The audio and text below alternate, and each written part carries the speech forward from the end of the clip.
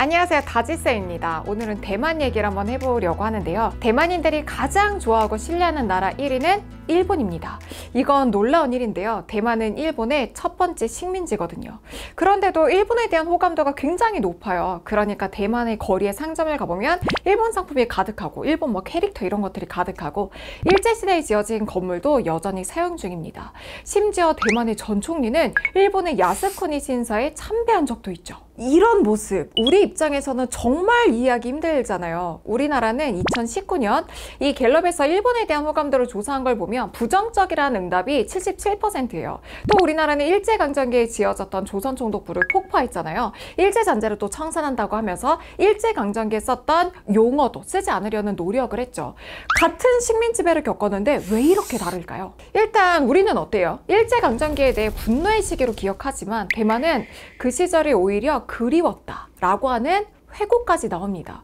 그럼 대만인들은 자존심이 없어서 그럴까요? 당연히 그건 아닙니다. 대만이 왜 이런 인식을 갖게 됐는지를 알려면 대만이 청일전쟁 이전에 어떤 땅이었는지를 먼저 살펴봐야 합니다. 일단 대만의 뿌리는 한족이 아니라 원주민이 살고 있었어요. 여기서 잠깐, 한족은 중국의 전통 민족입니다. 타이완에는 기원전 3000년부터 섬에 살던 원주민들이 있었던 거죠.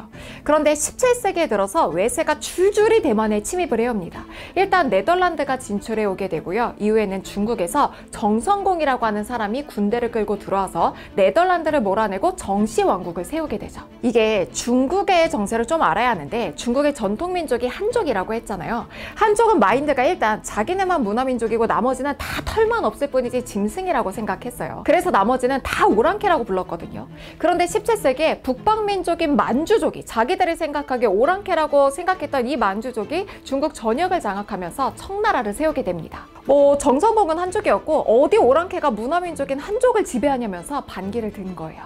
그러다가 청나라에 밀려서 결국에는 타이완 섬에 도망쳐서 항전을 하게 된 거죠.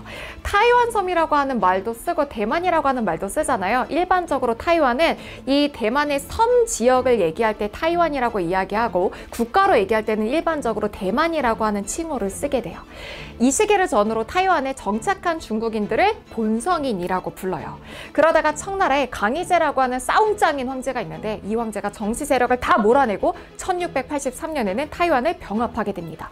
타이완이 그러니까 중국의 역사로 편입이 된 시점이 1683년인 거예요. 그러니까 대만은 끊임없이 밖에서 온 세력이 지배해온 섬이었던 거예요. 1683년 청나라에 편입된 대만은 쌀 생산도 풍부하고 교육도 사실 아주 잘 되는 좋은 지역이었거든요. 그런데 청나라 정부는 너무 소홀하게 대했습니다. 일단 수도 베이징에서 멀고 섬이라 귀찮다는 이유로 개발을 안 했던 거죠. 근대화가 활발히 진행돼야 되는 19세기에도 예산도 부족하고 무관심했기 때문에 대만은 여전히 낙후된 변방 지역으로 남아 있었습니다. 그러다 1895년부터 대만은 일본의 식민 지배를 받게 됩니다. 왜냐면요, 청나라랑 일본이 전쟁을 했어요. 1894년부터 1895년까지 진행됐던 청일전쟁에서 모두의 예상을 뒤엎고 일본이 승리를 하게 되죠. 그러면서 체결한 게 시모노세키 강화 조약이었는데 여기에 일본이 대만을 먹는 내용, 식민 지배한다라고 하는 내용이 들어가게 됩니다. 청나라 백성들은 대만을 일본에 넘긴 정부에 분노했고요. 대만인들 역시 일본의 지배를 받아들일 수 없다면서 독립을 선언하기도 해요. 그때 나라 이름을 대만민국으로 선언하고 무장투쟁도 벌입니다. 그런데 일본이 훨씬 더 셌죠. 일본군에 패배하면서 대만은 일본의 첫 식민지가 됩니다. 그런데 일본이 우리는 정말 강압적으로 통치했잖아요. 완전히 자원을 다 뺏어가고 군소광장처럼 한반도로 써먹었어요, 우리나라는. 그런데 대만은 좀 달랐는데 쉽게 말해서 좀 더 부드럽게 통치했다는 거죠. 왜냐면 대만은 일본에게는 첫 식민지예요. 그러니까 일본식 식민지의 대표 상품으로 포장을 해야 하는 거죠. 일본이 대만을 식민 통치해서 이렇게 얘네가 잘 살게 됐다 이런 걸 보여줘야 되니까 인프라 개발, 예를 들면 철도나 항만, 병원 같은 근대적 인프라 구축에 꽤나 공을 들였어요. 물론 일본의 이익을 위한 개발이었지만 대만 입장에서는 예전에 청나라 시절에는 못 받았던 근대화 경험을 처음으로 하게 되니까 충격을 받은 거죠. 그럼 도대체 조선, 대한제국, 식민지로 만든 다음에 우리나라는 왜 그렇게 일본이 가혹하게 통치를 했냐? 일단 우리나라는 전국적으로 무장운동이 일어났잖아요. 3.1운동이 일어나고 임시정부 수립하고 계속 강력하게 항일운동을 했잖아요. 왜냐? 우린 한민족의 역사란 말이에요. 외세 침입은 있었지만 물리쳐서 독립국으로 계속 민족의 역사를 이어온 사람들이니까 절대 일본의 통치를 용납할 수가 없었죠. 독립운동이 강하게 일어나니까 일본은 가장 강력한 탄압을 하는 통치를 계속했습니다. 우리나라에는. 그러다가 1945년 일본이 2차 세계대전에서 패망하게 되면서 대만은 해방됩니다.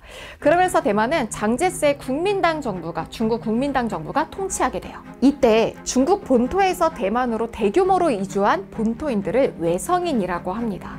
문제는 국민당은 대만을 어떻게 통치해야 할지를 전혀 몰랐고요. 오히려 대만인을 일본의 쩌들은 존재, 길들여진 존재로 여겨서 철저하게 교화시켜야 하는 대상으로 여겼어요. 외성인보다 먼저 들어와 있던 중국 본토인들을 본성인이라고 했잖아요. 본성인은 사실 같은 중국인이 들어오니까 더 잘해줄 거라고 생각했어요. 일제강점기보다 더 나아질 거라고 생각했죠. 그런데 철저한 차별 통치가 이어지게 됩니다. 행정과 정치의 중요한 자리는 다 본토 출신의 외성인들이 맡았고요. 외성인이 토지개혁을 벌이면서 본성인의 땅을 몰수하거나 쌀을 다 가져가 버리게 되죠. 경제도 망가지고 물가도 폭등해요. 여기서 대만 역사에서 아주 중요한 사건이 1947년 2.28 사건이 터지게 됩니다. 발단은 이래요. 한 여성 상인이 단속 중에 구타당한 사건이 도화선이 되면서 전국적으로 항의하는 시위가 일어나게 됩니다. 이걸 국민당 정부가 무자비하게 진압하면서 민간인 2만 명 이상이 학살당하고 말죠. 재앙은 끝나지 않았습니다.